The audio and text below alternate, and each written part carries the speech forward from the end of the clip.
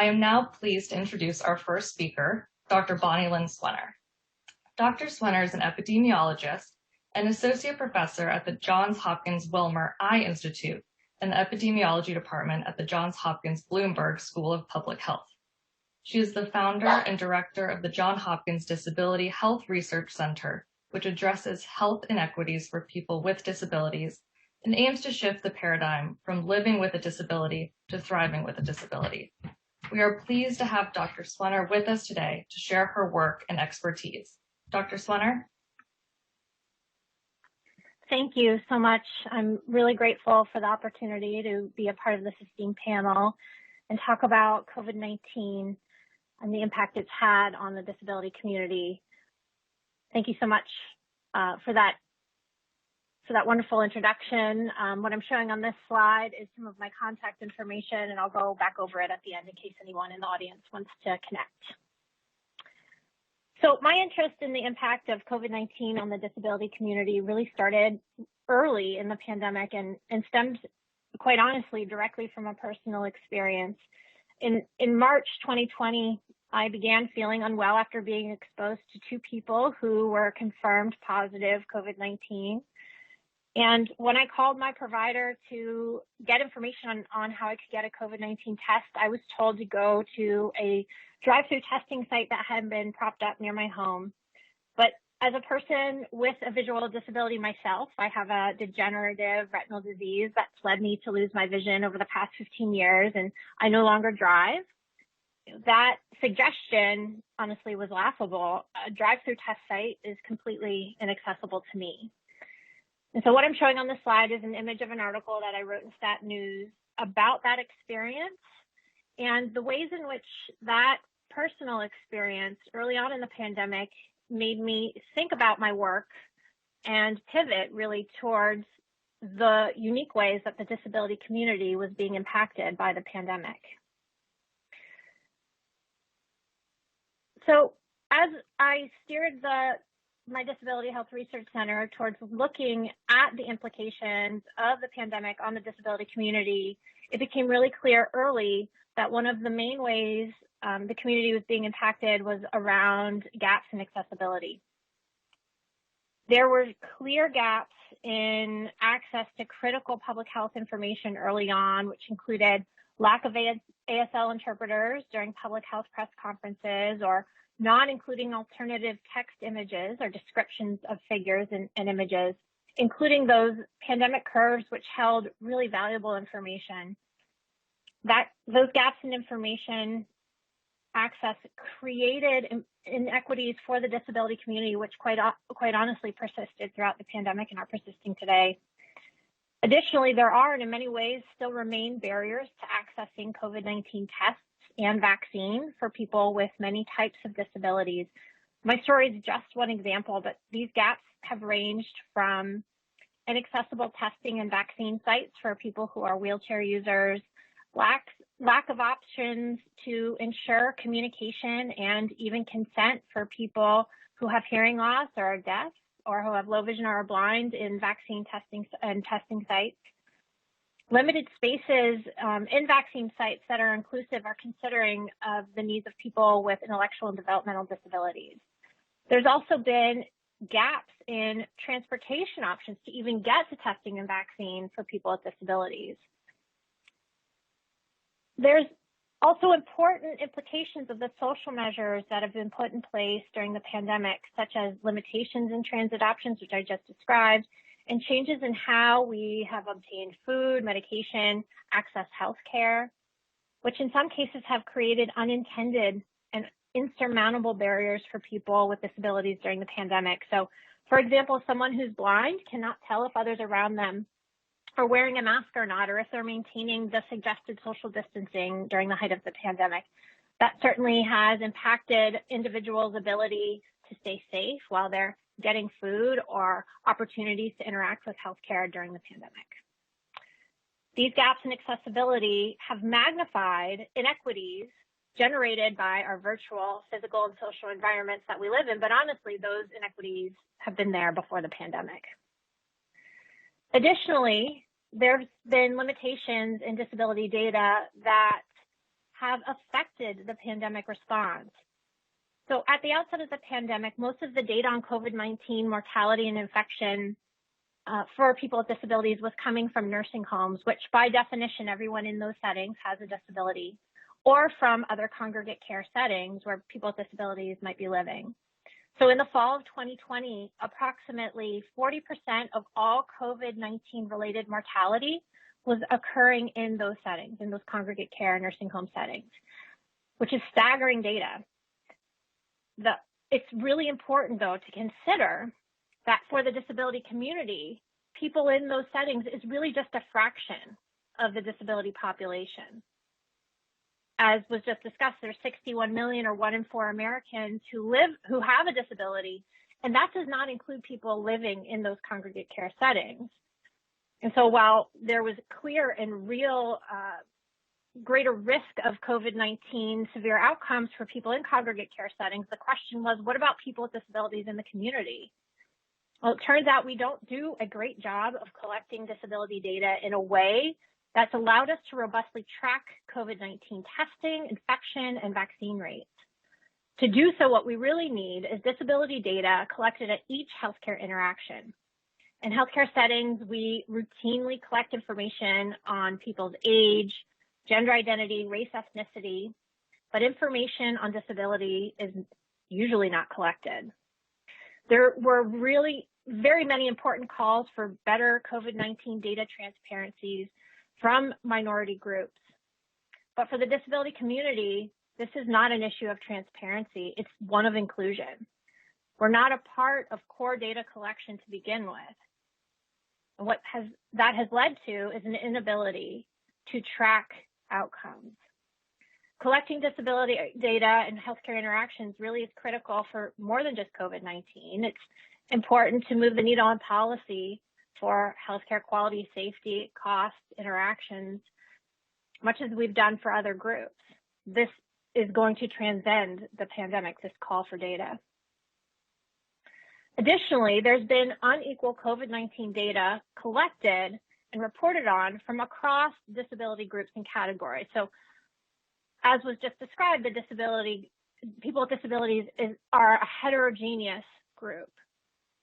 There has been better opportunities for data collection and reporting for certain groups, for example, individuals with intellectual and developmental disabilities during the pandemic, which in part has to do with funding structures put in place before the pandemic to support research for those individuals, the number of people with intellectual and developmental disabilities that are living in congregate care settings and group home settings where COVID-19 data could be collected, and the ability to leverage things like ICD codes and service utilization information from health records, which isn't always possible for people from other disability groups. So while this information from people with intellectual and developmental disabilities really has been critical, and I know other panelists are going to talk about this, it's been so important to advancing our understanding of the impact of COVID-19 for the disability community. We also have to remember it's just a fraction of the picture. We need to think about the ways in which the pandemic has impacted people across the community of people with disabilities. So these gaps in accessibility and disability data, as I indicated, are not unique to the COVID-19 pandemic, but instead are a reflection of deeper societal inequities that predate the pandemic. The pandemic has taught us a really important lesson that we are all connected. The health of each of us is intricately connected to the people and the community and the environment that we live in. But because of the gaps in accessibility and data, the COVID-19 response has often missed the mark for many people in our population. What that means is that the exclusion of people with disabilities in the pandemic response has important ramifications for all of us.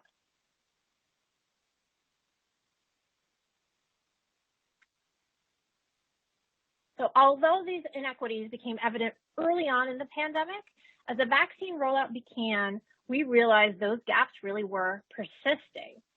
So my center, the Johns Hopkins Disability Health Research Center, launched a COVID-19 vaccine dashboard for people with disabilities to track state prioritization of vaccine allocation, as well as the accessibility of vaccine information on state websites in an effort to understand these inequities. This project was in part inspired by one of our amazing students, Sabrina Epstein, who had noted that there was variation in vaccine prioritization across states for people with disabilities. And even though this project is now no longer collecting data, snapshots from this work can be found on our website, disabilityhealth.jhu.edu/vaccine dashboard. We're working to compile summary data, and we're now conducting deeper analyses, which we'll be sharing on this site. So what this dashboard did is we collected information from all 50 states, the District of Columbia, and 5 U.S. territories. We updated this content weekly, and we prioritized the accessibility of our information on our dashboard because it's so critical to share back this information and make it accessible to the disability community that we serve. We first launched the COVID-19 prioritization dashboard, the first part of our dashboard, focusing on vaccine prioritization in February 2021. And we worked with the Center for Dignity in Healthcare for People with Disabilities as our collaborators who were supporting the back-end effort in abstracting data. We collected data on the prioritization of 4 groups: long-term care and nursing home residents, people living in other congregate care settings, people with chronic conditions, and a group we referred to as additional disability groups that included people receiving direct support care and lived in the community. People with intellectual and developmental disabilities were often prioritized separately, so we pulled them out and included them in that category, as we did recipients of certain Medicaid programs. On this slide, I'm showing a snapshot of our vaccine prioritization dashboard. Please note this data is outdated. It's from April 21st. For each state, we listed the current phase of the vaccine rollout, or who was eligible to get a shot in their arm, prioritization tier for each of the 4 groups we were tracking, as well as how each category was defined by that state, and the URL, or the website address, of the COVID vaccine sites we were collecting data from. So from this information, we also created visualizations to summarize this data. We used both maps and bar graphs to enhance accessibility, and we included text summaries of these results to include which states were currently vaccinating each of the 4 groups we were tracking. Note again, this is old data. This is from March 31st. Hopefully everyone in attendance now knows that the opportunity for vaccine is wide open for adults, which we were tracking. Our second dashboard focused on accessibility of COVID information, COVID vaccine information. So we collected data from COVID-19 vaccine information state websites, as well as state vaccine registration websites. For this part of the dashboard, we worked with WebAIM out of the University of Utah, who are experts in website accessibility and developers of a tool called WAVE, W-A-V-E. WAVE is used to score website accessibility based on the content. So working with WebAIM, we assessed the number and type of accessibility errors. We also used an additional algorithm to account for differences across websites, such as the length and the density of the web page, so we could compare across websites. We then used those scores to rank states by their accessibility score. Our dashboard compiled this data, and we shared the URLs or the websites that we were using. Similar to our other dashboard, we visualized this accessibility data. And to do this, we categorized those accessibility scores into tertiles, our 3 groups, and created maps of that data. We additionally included text summaries of our results to enhance the accessibility of our content on this dashboard. So what was the impact of all this? Well, we launched our prioritization dashboard on February 8th. We ended it on April 21st, and we wrapped up our accessibility dashboard on May 19th. Less than 24 hours after launching our prioritization dashboard, the National Council on Disability cited that dashboard in a letter to the National Governors Association, asking the governors to reprioritize people with disabilities in the vaccine rollout. Since then, our dashboard has been cited by local, state, and national advocacy groups and policymakers, as well as federal agencies. This project's been included in articles in the New York Times, Washington Post, Politico, NBC, and most recently in a Time magazine article. Dr. Kara Ayers from the Center for Dignity in Healthcare for People with Disabilities and I both discussed this project at a Biden-Harris COVID-19 Health Equity Task Force meeting. And at its peak, we had over 2,000 unique visits per day.